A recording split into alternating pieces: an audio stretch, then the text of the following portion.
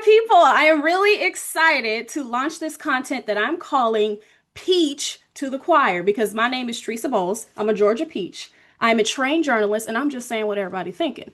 And all everybody has been talking about is the America's Next Top Model reality check documentary on Netflix. And I figured who better to have this conversation with than someone who's appeared on the show not once, not twice, but technically thrice if you count Cycle 12. She started as an auditionee in Cycle 12, and then Cycle 14, she went on to make it to the top four. And then they loved her, so they brought her back Cycle 17. We'll let her tell it. She won that season. But of course, in true America's Next Top Model fashion, there's always controversy. So now she is a newsie, she is a mom, and I'm so excited to welcome the beautiful, the statuesque, the talented Miss Angelea Preston. How are you? Hey, hey girl, hey. Nice. So you're up in New York, right? Yep, I'm in Buffalo, back in my hometown. For those who remember Psycho 12 during the casting, I was crying like, oh, I won't go back to Buffalo. And I'm here. You're back in Buffalo. I'm back in Buffalo And thriving. I and think thriving. everybody's been kind of playing the where are you now with the contestants. And, how did you get from America's Next Top Model to in the local news industry? So I had my journey was not linear at all. It was very squiggly, what's what I'm looking for? Well, most people, well, okay, I can only speak for myself. I didn't take the traditional route getting into journalism because of my reality TV experience, being on Top Model 3 times. But when I moved back to Buffalo, because I did stay in Queens for a while, I moved back to Buffalo because I was going through things with my now ex-husband, my son's father. And I was like, you know what, this ain't cutting it. And my son was like a month old, and my family was like, baby, just come home. So I said, okay, I need to be around my family because I was going through some stuff at the time. Came back to Buffalo. That was in 2012 because my son was born in August. In September, I came back home. The initial plan was to get back down to New York City. I had got my bartender's license, and I was just gonna try and make it work down in the city because I loved being down there. Cosmopolitan city girl, Exactly. I mean, you are everything. every woman, model, bartender, everything. It's just so much that we could do as women. Like we are really jills of all trades. And then we have to do so much because just, I mean, back then, now the economy, I mean, you can't survive on just doing one thing. You got to have like multiple hustles. But I ended up staying here in Buffalo because I had gotten a job at City Hall as a complaint clerk and I needed stability for my son. So I ended up staying there for healthcare and just, I needed to just have that stability for my child. Um, but I was like, this ain't it. I don't want to be stuck in what I felt like was a dead end job. And I still had dreams to pursue, and journalism was something. And I even say it on, I believe it was cycle 17. I think it was an all-star cycle. I said, if this don't work out, I'm gonna get into broadcast journalism. So that was always something that I wanted to get into because I wanted to be able to, tell stories about people going in my, that's going on in my community. Um, and I was like, let me go back to school. Like let me just make it happen. I don't have to do the whole 4 years because I already had credits. Went back to school, got my degree in journalism, graduated summa cum laude, Come shout on. out, period. And then as my last semester at Buffalo State College, which is now Buffalo State University, but when I went, it was Buffalo State College. I ended up getting a job part-time as an on-air host for the NPR affiliate here, WBFO, which is now Buffalo Toronto Public Media. So then that position ended up turning into a full-time MMR, multimedia reporter position. So I was going out telling stories in my community, but also I was the interim host of the local programming for All Things Considered. So I did that on air. And then I got into TV on the back end of TV though, like not in camera ready yet. I didn't think I would like producing, but I love it. So now I produce the Wake Up Show where I'm at. The number one wake up show in Western New York, by the way. Wake Up Talk on it. Say News it. 4, Clock it. Uh-huh. period. I produced that, and it's been a journey. Journalism has definitely been a journey, and it ain't for I the know the weak. struggle. Yes, I Exactly. know I you know know because all too well. you got more experience, more years in the game than I do. So, and even like um off the camera, I was texting you when we were talking about it. So, but I'm here, damn it. You're here. You're here. For those who don't know, MMR, multimedia portal, means you shoot, edit, write your own stuff. So it's a lot of work, and people don't understand that it's a lot of work.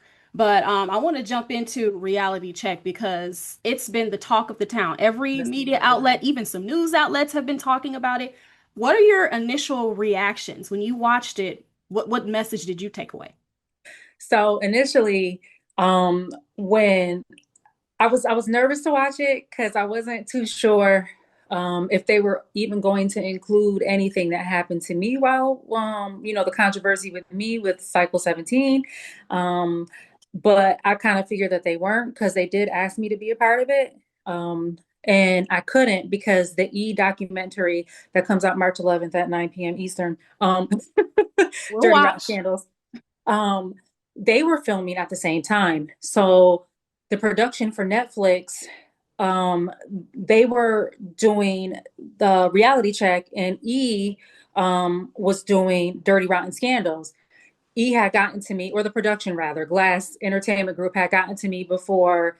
I think it was, I forget the name of the production company through Netflix. Oh my God, and I know it, girl, because I can't remember right now. Sorry, girl. Signed the contract with E. I couldn't do the Netflix one. And I was bummed, of course, because I didn't know Tyra was going to be on this one. Because initially, how it was brought to me was we want to talk about the friendships that have came from the girls on Top Model. We don't want to look at it as, That's you interesting. know, right. That was an interesting take. And usually when people reach out to me about talking about Top Model, it's always about the scandal and about, all the drama, right? But I thought, oh my God, this would be nice that I could actually talk about the positive because as much as the negative that I'll talk about it, there was positive stuff that Mhm. also happened on the show. You know what I mean? Like I got to travel the country. I got to go out of the country. My first experience flying on a plane was because of Top Model. Wow. Going to New Zealand was like my first um like out of International country. trip. Hmm. Yes. Then I found out that Tyra was going to be a part of it, and they had already filmed. And I was just like, God, I know this about to blow up because she ain't never talked about it before, right? Okay. When I watched it, um, I was like, they could have dug deeper because and not even just with mine, right? But because I kind of understand why they didn't include me in that or my story. I mean, just journalistically speaking, if you're going to talk about something so dramatic and the scandal about what happened, then you would want that person that it happened to there. You just don't want to ask Tyra and Ken Mock, well, Exactly. let's talk about Angelea. And more than likely, they probably don't want to talk about it. You know what I mean? So it's Hello. like, why would we ask them that when we don't even have her to get her side? So I get it. But I feel like there was other stuff they could have touched on too. I feel like it needed like 10 episodes. It could have been Um, broken down into several episodes so we could yes. really get to the nitty gritty. So we can get to nitty gritty because there was 24 cycles. Maybe did a deep dive into every single cycle. You know what I mean? Because it's Hmm. like, baby, this has only scratched the surface. Just the tip Like of the iceberg. the tip of the iceberg. I want to know more. Give me more. The people want more. So I felt like they could have dug deeper, but I thought it was well done. Um, I felt that they could have shown Ken Mock more Mm, because Ken Mock is also the EP. And yes. I don't know, but I think that he's even over Tyra with decision making. Probably so. It seems as though he was kind of the architect in a way. The architect. And just from like my experience like with him, um people aren't holding him to the fire enough. And even the All the energy judges, is kind of on Tyra, it seems. all the energy is on Tyra. Um and I don't think that's fair because yes, she's the EP. Yes, this is her show, but also why y'all not grilling Ken Mock about it? There was a Why machine behind her. he was the machine behind her, and also the judges. Y'all were there too. I mean, I don't know how much y'all had in the documentary. Jay Manuel said he was creative director until whatever season. So Yeah. that means that you were working closely with Tyra, right? Um, and I just feel like that now you see them all going on the press tour, and it's just like, hello, what about the girls that participated in the documentary? Why are Shandi, Dion, Bree, Danielle, Whitney, Shannon? Why are all these women that participated in this documentary too? Why are they not doing press? Why are they not going on Entertainment Tonight? You know what I mean? On these talk shows, and it just almost seems like the cycle continues. You That's right. know, a little because it's like you see Miss J, Mr. J, and Nigel, and they on this press run. What about the women? What about what they really poured their heart and souls out? Shandi talking about the, you know what I mean? Keenyah. I mean, how could I forget Keenyah? You know what I mean? And what happened to Mhm. her? There's a level of vulnerability an amount of strength that it takes to put everything out there for millions of people to digest and to talk about good or bad, and everybody has an opinion about it. You know what I mean? So it would be nice to see though, and Ebony too. Oh my God, so many girls, and Yeah. Giselle. Why are these girls not going on press runs? They should They, be. I mean, you kind of lead it right into what I wanted to ask you about, which is what Shandy and Kenya had went through. There was obviously an overarching theme about whether or not these women were protected, whether it be from the field producers, the videographers, the photographers on set, or Tyra and Ken themselves. You know, when you look back at your experience, was there any protocol in place when you guys were uncomfortable or if there was some sort of crime on set? What was it like for you?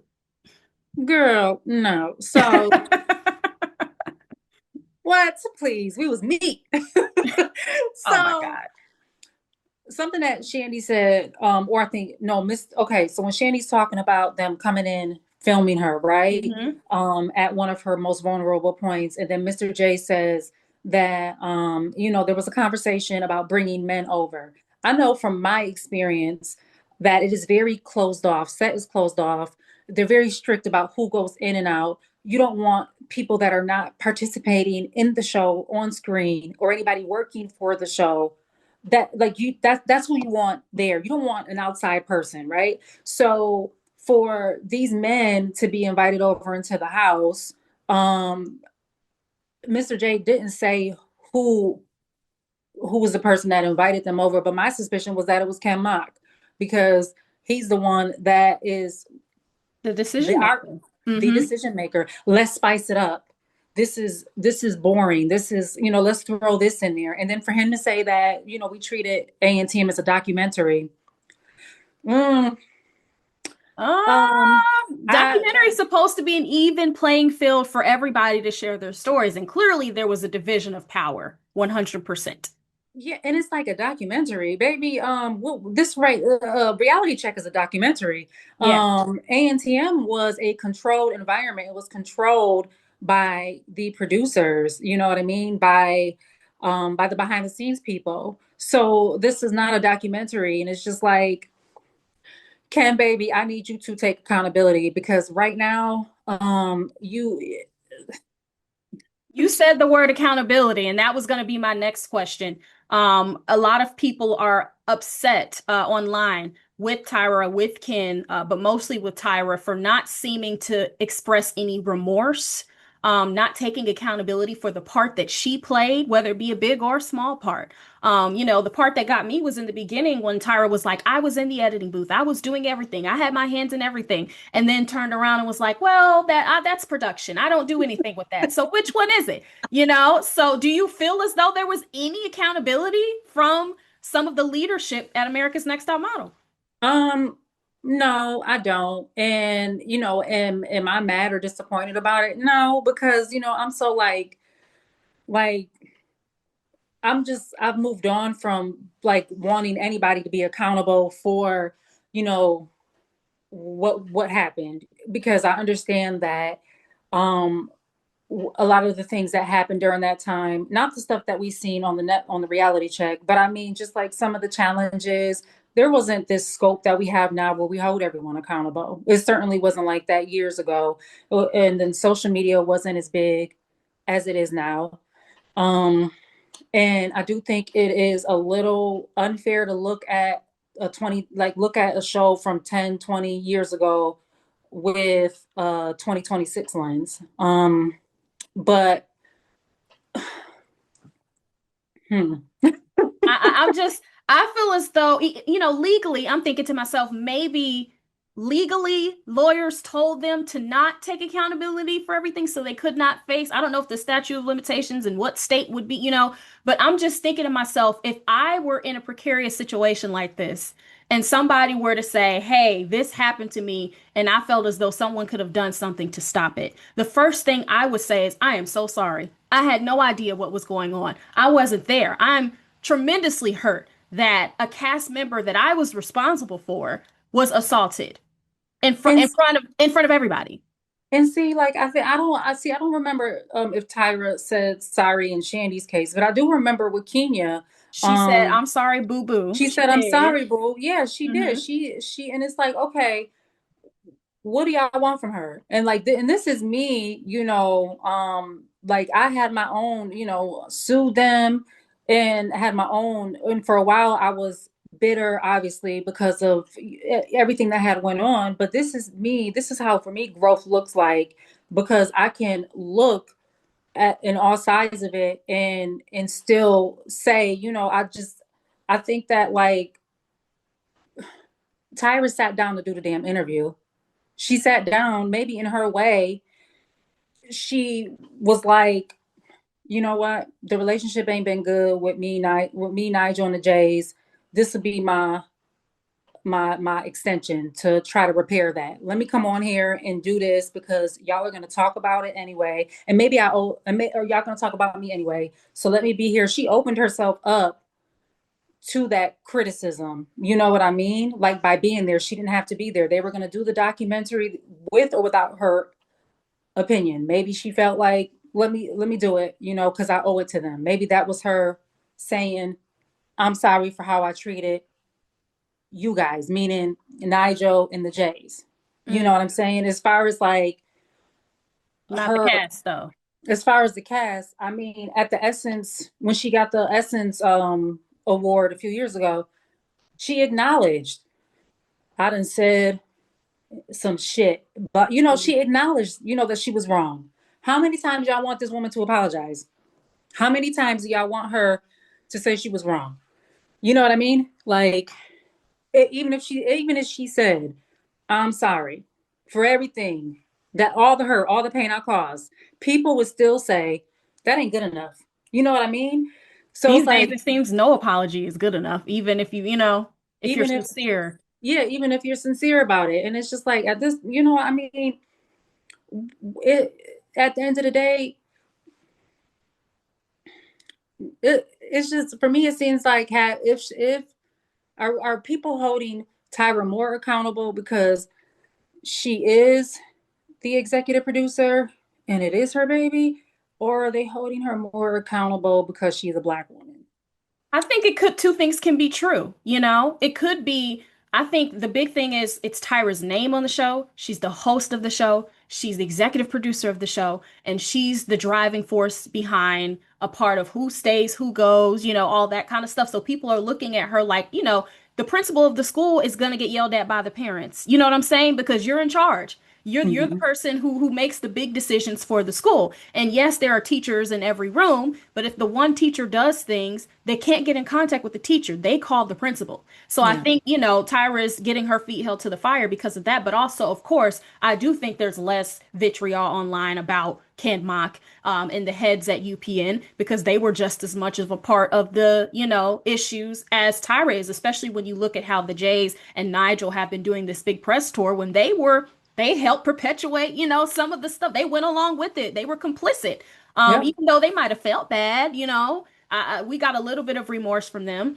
I just didn't see remorse in Tyra. And I think that was something that I kept seeing over and over again online. She seemed to be smiling and upbeat, even in the apology, what I'm saying? She's gorgeous. She can't help that. But it seemed as though she was just kind of like, and brushing it off. I think people were expecting her to be, because when you look back at some statements from Janice and some of the other people who have been involved in the bad stuff, you see pain, you see, oh my God, I'm embarrassed, I'm humiliated.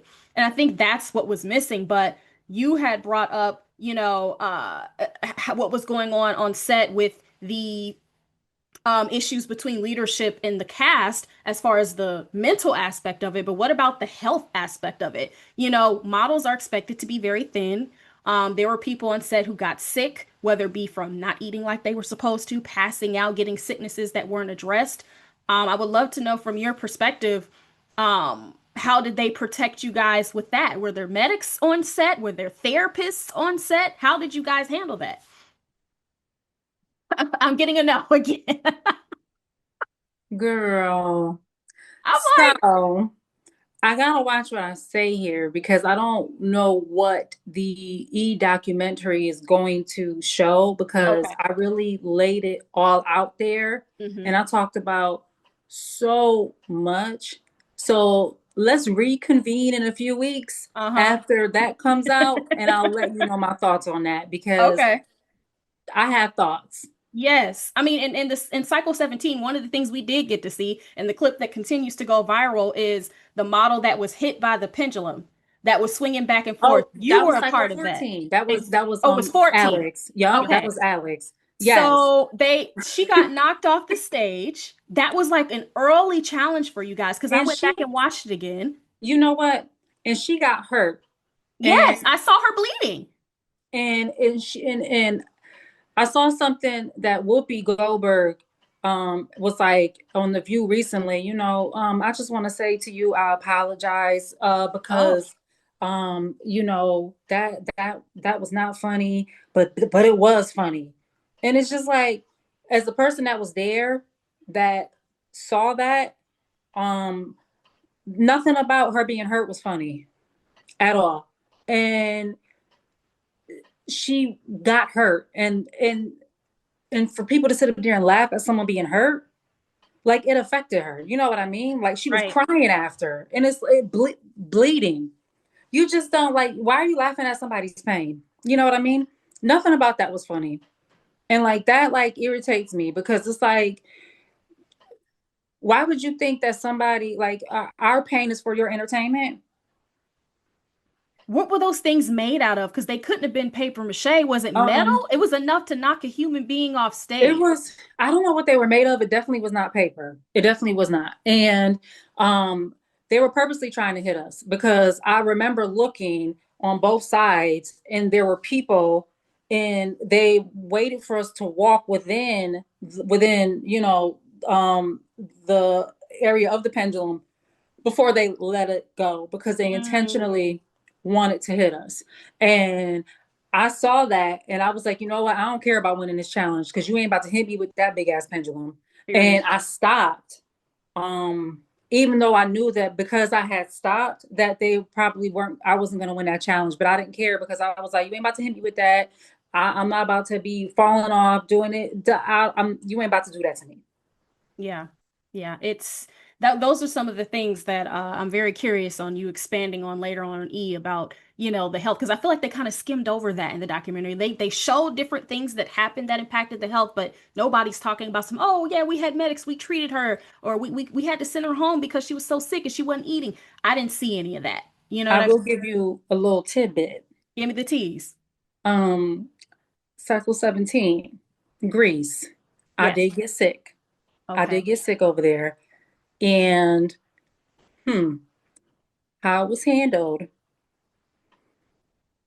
is very questionable, to Mm. say the least. Um, and that's all I'm gonna say Okay. until we reconvene. All right. We'll tell the people to watch. We'll tell people to watch. Well, before we run out of time, I want to talk to you about how Black women were portrayed on the show. Yes. It seems as though the aggressive edit was consistent with Mm-hmm. the Black versus the white girls in the house, the Black women being catty with each other. Was it edited that way? Was that authentic, or you think that there was some sort of pressure from production to fight? So I think that with Black girls on how they were edited on Top Model, I think that they, and I say they, and I include myself in that because I am a Black woman. The skin is just light, but best believe, You're one of ours. okay, let's go. I think that the edits for us were not always kind. We were always labeled as aggressive, um, and sassy. But like we do have, I wouldn't even say that we have sassiness to us. We got a swag to us, Hmm. and we got our own little, like, if I'm saying something to you, you know that I'm not coming off aggressive, but other people would deem that as aggressive. And it doesn't only happen, it has not only happened on Top Model, it happens in the real world, it happens in the workplace. I've experienced, um, Microaggressions. yes, microaggressions in the workplace just because I speak differently from my counterpart. It's perceived a different way. Whereas if I'm talking to you, you're not going to be like, damn, you aggressive. You're going to be like, I get you. You know what I mean? Like, you're passionate, you know? I feel like that some of the Black girls, Celicia got a good edit. And I don't know if that's because she went to Tyra's T-Zone camp and she had, a relationship with Tyra. So maybe Tyra was like, no, we Protect. can't. We've been doing this Black girl aggressive edit. We can't do this anymore. Maybe because she liked her. I don't know. But um, I feel like that all the girls had a character to play, and it was just easier for them to have the Black girl play the angry Black woman. You know what I mean? Mm. Like, because How do it's you just feel like, about your edit personally, though? Do you feel as though you were edited to be worse than what you were, or do you think you were just young and that was the time that you were in? so I feel like, so cycle 14, I knew I had to turn it up. I already knew this because cycle 12, I didn't get in the house because um anger management, because of the way I spoke. They thought I was gonna go in there and just beat somebody up. I Mm. don't be fighting. I fight with my mouth. I don't fist fight though. I'm Right. too cute for that. But when I came back for cycle 14, I was really quiet during casting. And the producers were like, "What? This is like incomplete. We don't want her to be this quiet." Because I was scared. I didn't know what to say. I didn't want them to say, "Oh, you're still angry." Because what they make you do is they make you see the psychiatrist or psychologist. What is her name? Dr. Zachary. You do this whole full-on assessment. So this is some rich white woman looking at a paper that you filled out, and then not even coming from the area you come from, and then telling them, she I think she probably is a little violent, let's send her back. And that's what I'm talking about. And it's just like, you met me for 10 minutes, you've looked at a paper for whatever, and theorized that I was this angry aggressive person that's really really rich, coming from a well-off to do um white woman that lives in like the hills of California. You know what I mean? So, um, cycle 14 auditions, I was quiet. The casting, I was quiet. And then when Tyra called my name, because she almost didn't call my name, when she called my name last, I was like boo-hooing and, oh my God, thank God. And when we had finished filming, the producers were like, Angelea, you better bring the heat when you come back. So I already knew what that meant. That meant Mm. turn the fuck up. So So there I feel was like, like a little bit of encouragement then oh to yeah, to show just, out. Hmm. oh, absolutely. So when I came on cycle 14, I was extra, you know what I mean? And I was mean to a few girls when I shouldn't have been, like I was. And then for cycle 17, I had a good edit up until up until episode I think 3, because as we were filming the finale, they were already editing the episodes.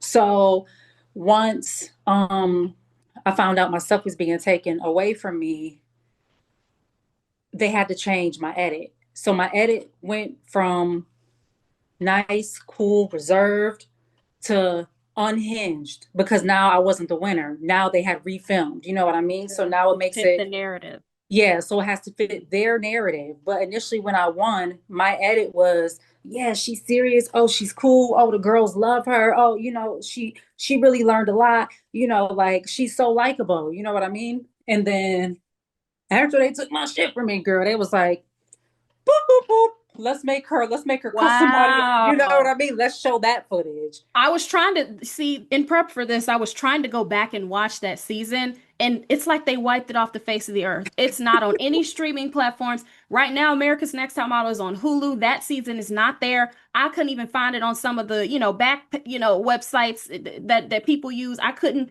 find it anywhere. And it seemed, like you said, they didn't really touch on your season in the documentary. So I guess we'll get more on what actually happened, when you do Dirty Rotten Scandal. I think for the people who don't know, Angelea says that she won Cycle 17, but then they found He out something did. in her personal life and decided to switch to another winner. And from, your perspective is that's not what really happened. So I think people are going to be looking forward to more details on that. Well, lastly, Tyra says Cycle 25. Are you gonna Listen, watch? if she get a cycle 25, I think what the Okay. court of public opinion is not on her side right now. So I don't think that they're going to greenlight a cycle 25. Okay. I do not think that, with the amount of vitriol and the amount of you know criticism that she is getting, I don't think there will be a cycle 25. If there is, I'm gonna do Miss J, baby. I will be tuned in, because she gonna send them girls to hell. She gonna be like, this next mission, we're going to this next what? Anti-gravity. We're going to SpaceX. Okay, the next challenge. I'm gonna have you jump out of a plane without a parachute. We'll see who survives. You know what I mean? Like, she. So I'm gonna be tuned. Man. I'm gonna be tuned in. I'm gonna be But tuned if in. they Like, call you and they say, Angelique, can you come be a coach? Can you come judge? Are you picking up the phone? mm-hmm. Oh, you gonna pick up? uh, yes, because they gonna cut me a check. Okay. Okay, you Okay. gonna cut me a check, and yes, yes. Collect the coin. You're Okay, I you're got. you are a Okay, mom, okay? I'm a single mother. Okay, I got to collect the coin, baby. Okay, but Well, I did just want to just say one more yes. thing. Do I think that people are? I just want to, like, just make it clear. Yes. Do I think people are being hard on Tyra, and does she deserve all the backlash she's getting? To a certain extent, yeah, because it's her show, Mhm. but do I think she bears the burden of all of it? No, Yeah. because there were other people at play, other people behind the scenes, the network. You know what I mean? Like, it's not like she said, every boss has a boss. Yeah. So, What did she say? The sheep or something? And no, no sacred cows. yeah, Yeah, sacred cow. Yes. baby, Tyra in Australia over there playing with ice cream. She don't give a goddamn. She said she see she had a trench coat on. She like, okay, I'm done. Yeah, very too Okay, you done? nonchalant. Uh-huh. Okay, Yeah. you got the jet ready? She got up out of there. She She got got up this. out of there. She was like, Okay. okay, I did what I had to do. Now I'm leaving. I'm going back on a plane to go check out this hot ice Back to cream. Okay. Australia. Okay, wherever Okay, she in came Australia, from. down under. Okay, do not call me for shit. Ugh. Well, Angeli, this has been an absolute pleasure hearing your perspective and you sharing a little bit more of the behind the scenes stuff to kind of give people an idea of what it was really like and to hear from someone who's been through it, your reactions to the documentary. But I know you have more story to tell, so please tell the people what's coming out in a few weeks and what to expect. Yes, Dirty Rotten Scandals, March 11th. That's Wednesday on E. It starts at 9 p.m. There'll be a two episodes. So tune into that. I don't know how much of my story will be told, Mhm. but I know that I was honest. Um, and I just I hope people can see the um will can hear from my side. You know what I mean? Because I did a Bustle article a few years ago, which really delved into what happened, but to actually hear my voice talk about it, um, I think will be a different take because I really just go into so much and just not even just with what happened to me, but with what happened to another contestant, because she was a dear friend of mine. So just watch, be open minded. Um, and yeah, and I'm going to keep on doing my journalism how I do. I recently had Sarah Hartshorn on the show I produce, and Oh, I'm gonna have Bree. Bree's gonna come on. I love that. Yes, Bree's coming on Monday, and I'm trying to get Dion to come on as well. So, shit, if ain't nobody gonna be calling my top model girls, my girlies, to come and do some press, baby, I am because y'all deserve y'all flowers.